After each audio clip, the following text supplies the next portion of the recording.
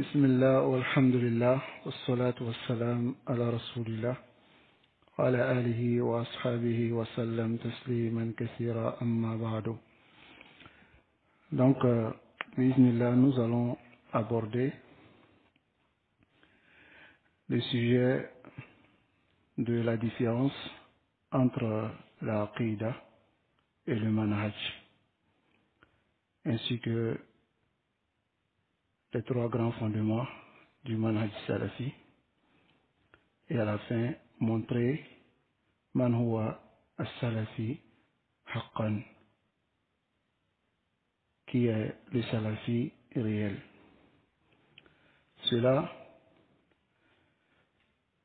dû à une question qui nous a été dirigée de la part d'un frère qui dit que aujourd'hui, dans le cercle de la sunna, beaucoup de personnes ne connaissent pas ce qu'est la différence entre la aqidah et le manhaj. Et aussi, beaucoup ne connaissent pas ce qu'est la notion du manhaj. La majorité d'entre eux, surtout ceux qui se nomment sunnites, dont Tassammi di Salafiyya, dont il n'y a pas de différence entre ces deux nominations, qui dit Salafi, dit sunnite, qui dit sunnite, dit Salafi. Il n'y a pas de différence. Alors que dans le milieu de ces personnes-là, qui sont surtout collées à les associations, entre parenthèses sunnites, ils ne connaissent pas la différence entre ce qu'on appelle la aqidah et le manhaj. Parce que la majorité des imams qui prêchent dans ces associations ne leur parlent pas de la notion du manhaj. Donc pour cela, nous allons faire mukhtasar bayani hawla al-aqida wal manhaj. Mukhtasar bayani hawla al-aqida wal manhaj. Donc pour cela, nous n'allons pas dire des choses qui viennent de nous-mêmes, mais des choses qui viennent de Warasatu al-Anbiya, qui sont les savants de l'islam, ceux-là qui ont étudié cette religion avec les preuves. Et dans cette époque, nous avons Baqiyatul Salaf, Sheikh Saleh Ibn Abdullah Al-Fawzan, Hafizahullah Ta'ala. Nous allons prendre une question qui lui a été dirigée, dont cette question se trouve dans le livre qui a été rassemblé, qui est Adwibatul Mufida an As'ilatil Manahijil Jadida. Les réponses bénéfiques au sujet des nouvelles voies. D'abord, avant de rentrer dans la réponse du cheikh, le manhaj, qui veut dire as-sabil, la voie, le manhaj, comme Allah dit, wa likullin ja'alna minhajan shir'atan wa minhaja. C'est-à-dire chacun d'entre vous, nous avons mis pour vous une charia et une voie que vous devez suivre. Dans le manhaj, c'est at-tariq as-sabil, la voie. Le manhaj aussi, c'est la méthodologie, comme on peut le dire. La aqidah, c'est tout ce qui est la croyance du cœur. La croyance du cœur. Mais le manhaj, elle englobe la aqidah et les autres actions. Le manhaj, c'est comme tu dis la sunna. La sunna, dans tous ses angles. La croyance, les interactions, le comportement. Donc le manhaj, elle englobe tout cela. Donc nous allons écouter la question qui a été posée au Cheikh Saleh Al-Fawzan. هل هناك فرق بين العقيدة والمنهج? Est-ce qu'il y a une différence entre l'aqida et le manhaj? فأجاب الشيخ il a répondu Al-manhaju a'ammu min al-aqida, comme nous venons de dire. Il dit le manhaj est plus général et global que la aqida.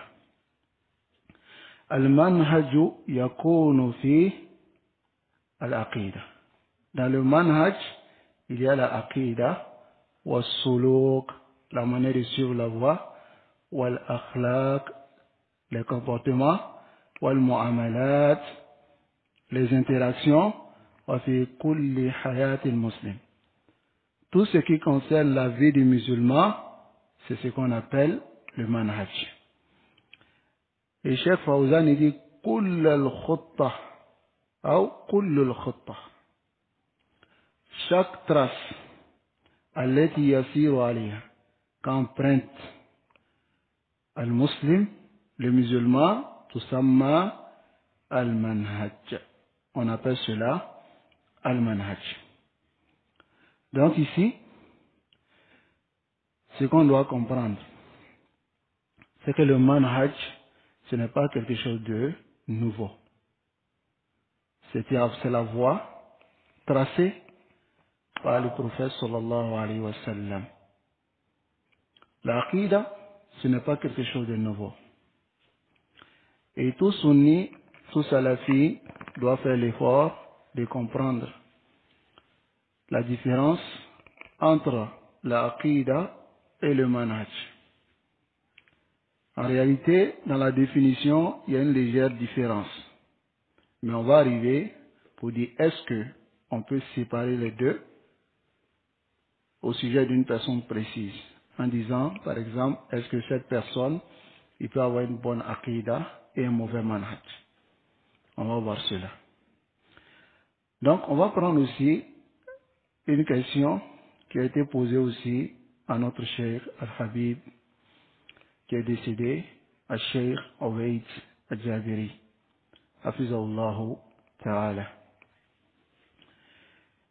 Et voici la question qui a été dirigée au cheikh dans son charit Al-Idah wal-Bayan, la clarification et l'éclairage fi kashfi ba'd at-tara'iq, dans le dévoilement de certaines voies du groupe Ikhwan al-Muslimin. La question lui a été dirigée dans ce sens. Naam, quelle est la question? La même question, hal hunaka farqun bayna al-aqida wal manhaj. La même question qui a été posée à Cheikh Saleh Al-Fawzan.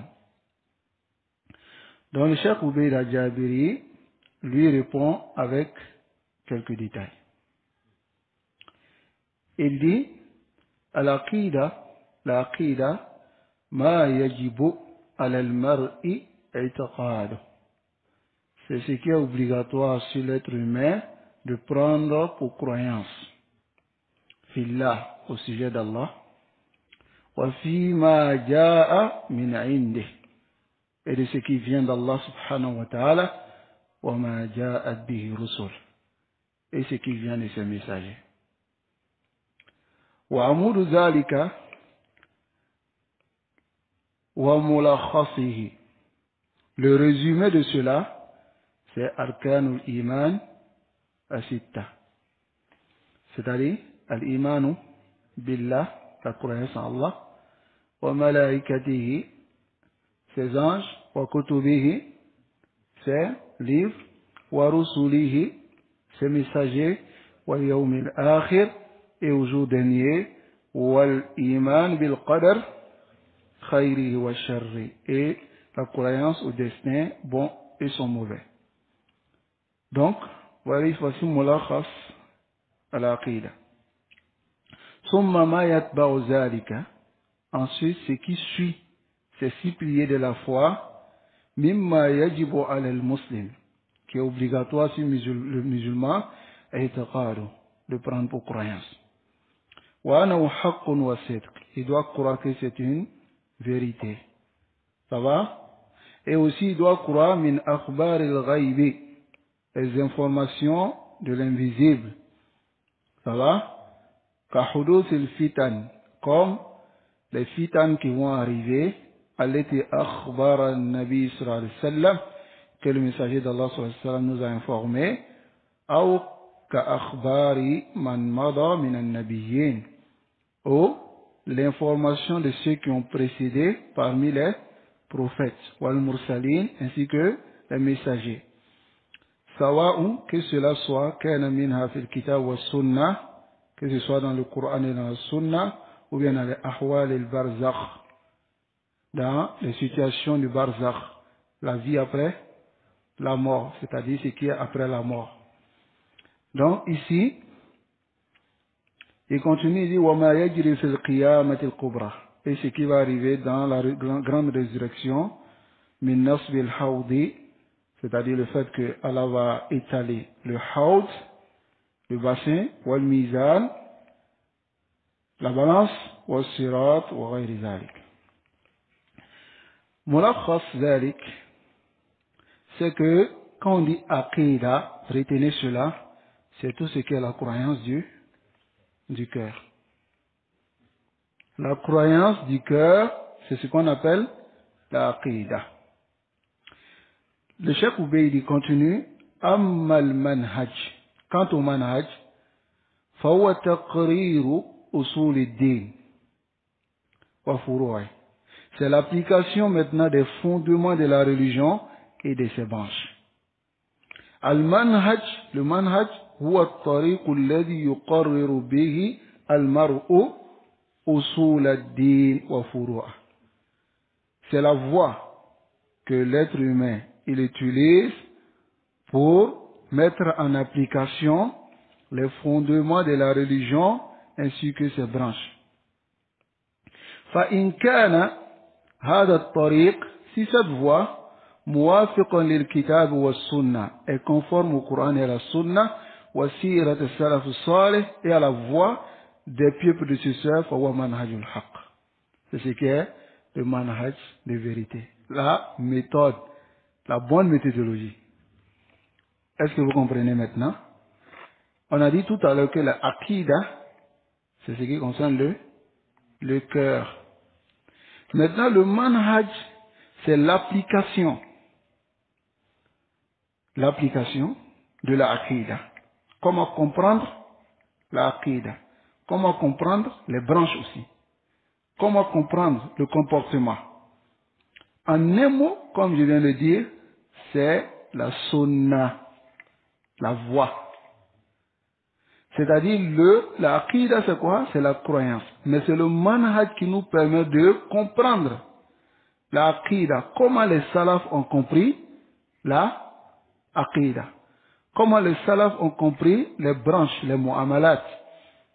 La prière, la zakat, comment le prophète sallallahu alayhi wa sallam a prié. C'est ce qu'on appelle mulakhasan, en résumé, al-manhaj. Est-ce que vous comprenez? Donc celui maintenant que sa voie qu'il suit, c'est-à-dire son manhaj qu'il suit, est conforme au Coran et à la Sunna et à la voie des salafs, il est sur le bon manhaj, qui est le manhaj salafi. وَإِنْ كَانَ مُخَالِفًا لِذَلِكَ. Mais si la voie qu'il suit contraire, فَهُوَ manhaj fasid. Son manhaj est mauvais. Hein?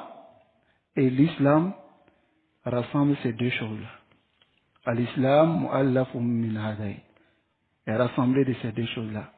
Sihhatul mu'taqad, la bonne croyance, wa salamatul manhaj. Et le bon manhaj. La bonne croyance et le bon manhaj. Donc pour répondre maintenant à la question que nous avons posée précédemment, est-ce qu'une personne peut dire qu'il a sihhatul mu'taqad et il a un mauvais manhaj? Abadan, parce que les deux sont ensemble. L'islam rassemble ces deux-là maintenant. Pour avoir un bon islam, il faut avoir une bonne aqidah et un bon manhaj. Il faut avoir une bonne aqidah et un bon manhaj. Mafhum? Fala yanfaqu ahaduhuma anil akhar. L'un ne se détache pas de l'autre, comme a dit Cheikh Oubeydi. Faman fasada manhajahu. Ça va? Yani manhaju, celui que son manhaj est mauvais, fasiqu, et confiance, anna hadha nabi'un min fasadi aqidati. Soyez sûr que cela vient de sa mauvaise aqida. Celui dont son manhaj est détruit, soyez sûr que cela vient de sa mauvaise aqida. Vous comprenez? Wa idha istaqamat al-aqida. Mais si la aqida est dressée à la wadi sahih, de façon correcte, istaqama li kadhalika al-manhaj. Donc le manhaj sera droit. Fal khawarij, il donne l'exemple. Les khawarij, fasada manhajuhum, le manhaj est mauvaise et pervertie des fasadi aqidatihim, à cause de leur mauvaise croyance. N'est-ce pas? Parce que, je vous donne un exemple. Les khawarij, ils sortent contre l'autorité, pourquoi? Ils sortent contre l'autorité, pourquoi? Parce que, à la base, dans leur aqida, ils ne croient pas que l'autorité soit musulmane. Ils le rendent d'abord mécréant, à moins de sortir. Le fait de le rendre mécréant, ça vient de quoi? Une mauvaise aqida. Donc, voilà pourquoi maintenant, le khuruj maintenant qui est un manhaj, pour eux, l'application de cette aqida qu'ils ont, donc, du moment, du fait que leur aqida est détruite, c'est ce qui porte maintenant atteinte à leur manhaj.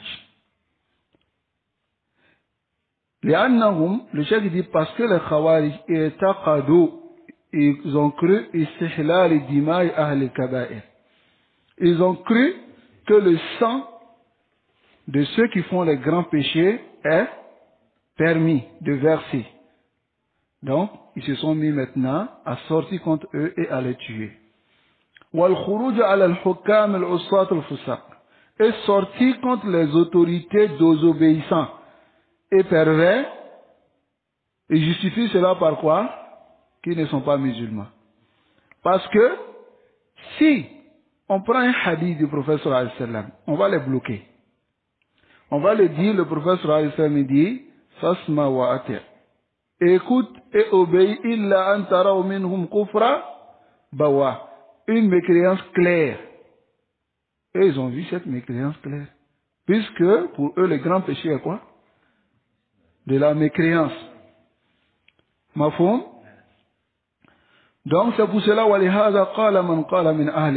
c'est pour cela que certains parmi les gens de science ont dit annahum kuffar, qui sont mécréants. Parce que la aqida est détruite. Mafhum? Donc ici, voici la définition de la aqida et du manhaj. Ensuite, qu'est-ce que le sunni il doit comprendre ici? À travers les deux fatawas de nos savants, à savoir Cheikh Salih Al-Fawzan et Cheikh Ubayd Al-Jabiri, rahimahullah, on comprend ici que la bonne application de la aqida mène à la bonne application du manhaj. Donc si tu te réclames de la sunna, est-ce que tu dois te limiter seulement à dire aqida, aqida, aqida, ou bien tu dois appeler à ces deux choses-là? Les deux. Le manhaj, qui est l'application de l'aqida, et tu appelles à l'aqida qui est tout ce qui est la croyance du cœur, le tawhid rentre dedans, les 6 piliers rentrent dedans. Comment les salafs ont compris, c'est ce qu'est le manhaj. Est-ce que vous comprenez? Donc, si on a fini cela, voici le résumé entre la aqida et le manhaj. Donc, je vous pose la question. Entre la aqida et le manhaj, qu'est-ce qui est plus global? C'est le manhaj. Pourquoi? Parce que la aqidah se trouve dans le manhaj. Ça va? Taïb. Mais si le manhaj n'est pas bon, cela vient de quoi? De la mauvaise aqidah. Est-ce que vous comprenez? Et quiconque fait scission d'avec le messager, après que le droit chemin lui est apparu, et suit un sentier autre que celui des croyants, alors nous le laisserons comme il s'est détourné, et le brûlerons dans l'enfer. Et quelle mauvaise destination!